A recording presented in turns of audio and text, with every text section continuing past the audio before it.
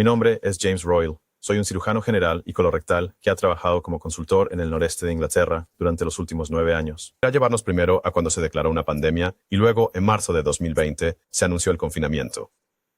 Tuve la suerte de poder seguir trabajando, pero conducir por carreteras vacías y luego caminar por los pasillos vacíos del hospital fueron experiencias inquietantes y surrealistas. Para mí, nuestro hospital nunca se sintió abrumado. Sin embargo, hubo una gran cantidad de estrés psicológico sentido por muchos de mis colegas, impulsado principalmente por el incesante mensaje de los medios. Estuve de acuerdo con un amigo personal desde muy temprano en que esta era una pandemia de miedo. Sabía que mi riesgo personal era muy bajo y estaba dispuesto a contagiarme de COVID temprano, si era necesario, y ganar inmunidad natural robusta. Aunque ICU amplió su presencia desde octubre de 2020 en la llamada primera ola, pudimos continuar con nuestras vías urgentes de cáncer. Y cancelamos o aplazamos muy pocos casos porque en mi unidad más del 95% de los casos se realizan mediante cirugía laparoscópica. Así que los pacientes vuelven rutinariamente a la sala, no a cuidados de alta dependencia o intensivos. Sin embargo, me inquietaba dónde habían ido todas las urgencias de cirugía general. La población estaba dutifulmente manteniéndose alejada y siguiendo el mensaje de miedo para no sobrecargar los hospitales y solo presentarse cuando estuvieran críticamente enfermos. En retrospectiva, creo que gran parte de la apendicitis, vesículas inflamadas y diverticulitis debieron haberse manejado en la comunidad con teleprescripciones de antibióticos. Sin embargo, el confinamiento fue un fracaso devastador, como espero que todos ahora reconozcamos. En ese momento había estado tratando de hablar, pero no iba a ser efectivo y fue acallado incluso por amigos y familiares, no médicos que rápidamente se convirtieron en expertos en confinamiento. Los impactos perjudiciales para los pacientes eran obvios entonces.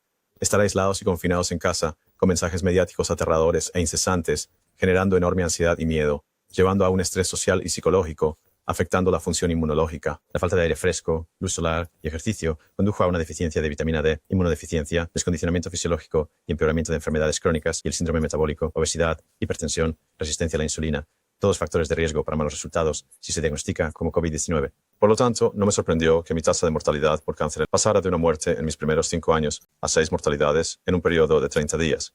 5 no relacionadas con COVID. 3 de estas muertes cardíacas repentinas.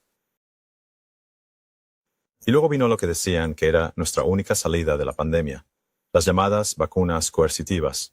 A pesar de las promesas de que eran solo para los llamados vulnerables, progresivamente se convirtió en una solución universal. Mi línea roja, cuando hablé por primera vez, fue detenerlo para los niños sanos. Desde el principio fui escéptico respecto al lanzamiento de estas inyecciones genéticas experimentales y estuve alerta a posibles problemas. Desde alrededor de marzo de 2021, comencé a notar nuevos patrones de enfermedad que aparecían con frecuencia de repente y que nunca había visto antes en mis pacientes.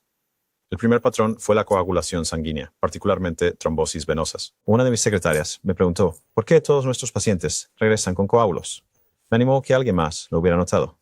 Las tomografías computarizadas volvían reportando múltiples trombosis pulmonares bilaterales. Ambos pulmones, coágulos en la arteria pulmonar. Estos no eran embolias pulmonares, como a menudo se llaman las trombosis observadas en los vasos pulmonares, porque generalmente no resultaban de la embolización de una trombosis venosa profunda. Un coágulo en la pierna, en estos casos. Estaban ocurriendo con frecuencia como hallazgos incidentales en las tomografías computarizadas de seguimiento de rutina en mis pacientes de seguimiento de cáncer colorectal. Una nueva tríada de coágulos venosos abdominales espontáneos y no provocados que nunca había visto antes, afectando los mismos 3 vasos principales en múltiples pacientes. Vena porta del intestino al hígado, vena mesentérica superior que drena el intestino delgado y la vena esplénica. Estos pacientes, típicamente de mediana edad, entre 31 y 77 años, presentaron un dolor abdominal vago y sin patología subyacente que causara las trombosis. No hay factores de riesgo clásicos, por ejemplo, ausencia de pancreatitis severa o cáncer avanzado, ocurriendo repentinamente en múltiples pacientes admitidos en cirugía general. Aumento repentino de la incidencia de casos de isquemia intestinal, generalmente poco comunes. Muchos no tenían coágulos visibles en sus vasos arteriales mesentéricos en la tomografía computarizada, como normalmente se esperaría.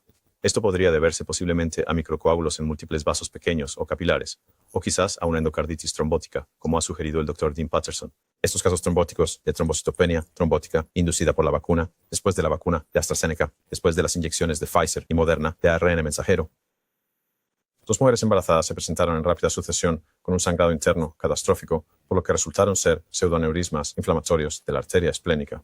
Un caso tuve que llevarlo a quirófano para una laparotomía y esplenectomía.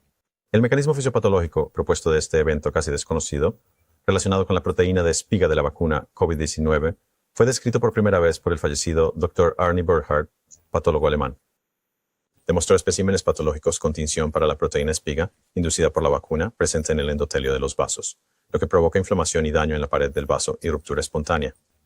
La proteína espiga ha sido encontrada en muchos órganos por el Dr. Arnie Burkhardt, trabajo que ahora ha sido replicado por otros, como el Dr. Brian Coe. Hubo un nuevo aumento significativo en la incidencia de pancreatitis grave, a menudo gangrenosa, en pacientes que no parecen tan enfermos al presentarse, pero su escáner CT inicial, al momento de la admisión, muestra necrosis pancreática extensa. Estas son áreas del páncreas que han muerto. Este es un fenómeno nuevo.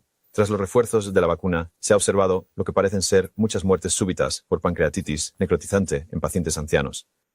Un caso se asoció con isquemia más extendida que afectaba el estómago y el intestino delgado. Este paciente había recibido una cuarta dosis de refuerzo no menos de 2 semanas antes. Los anticuerpos de la proteína Spike eran más de 2.500. Aumento en la incidencia de casos de cirugía general de emergencia inflamatoria o infecciosa severa, como colecistitis gangrenosa y apendicitis gangrenosa o perforada, especialmente en pacientes de mediana edad. Esto es inusual.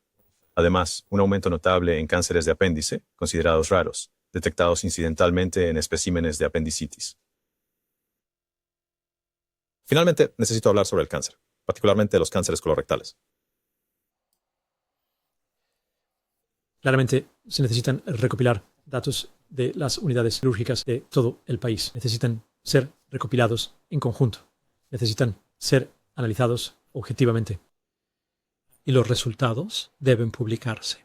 Es una lástima que eso no parezca haber ocurrido mucho todavía. Eso es todo de mi parte. Solo pensé en compartir eso contigo. El enlace es al primer video del señor Royal. Está en la pantalla, así que échale un vistazo. Igualmente preocupante. Y recopilemos algunos datos a nivel nacional. No nos faltan académicos y analistas de datos. Parece una pena que esto no esté siendo auditado más a fondo. Pero por ahora, gracias por vernos.